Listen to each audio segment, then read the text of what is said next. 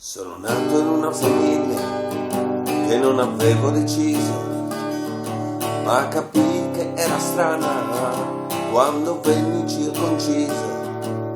Poi vidi mio padre nudo, forse era il freddo la mattina, mentre il mio era notevole, nonostante quella spuntatina.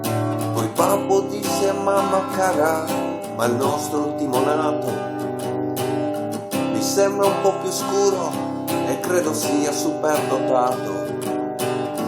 La mamma non ascoltava, persa fra le sue chimere.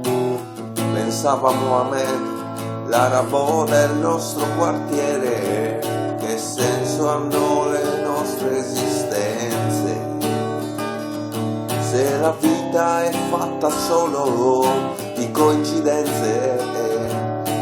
La mi è servita e tanto, e poi non si è chiusa mai nella cerniera al lampo.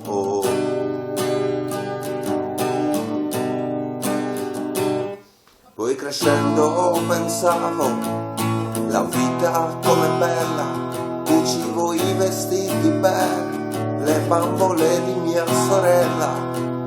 Conobbi un bel ragazzo che mi fu molto vicino e come me in politica si sentiva un po' mancino. Poi babbo disse a mamma cara, ma il nostro ultimo nato mi sembra bolscevico e forse è pure effeminato.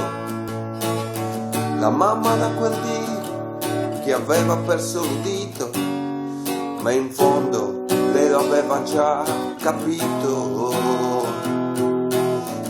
Poi quando meno te l'aspetti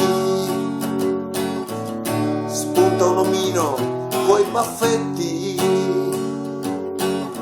e scopri che la storia non si inventa. Se sei in Germania in più negli anni 30, che senso hanno le nostre esistenze se la vita è fatta solo di coincidenze? Ebro invertito e mancino, scuro in fondo contento, e adesso sono nel vento dell'amore.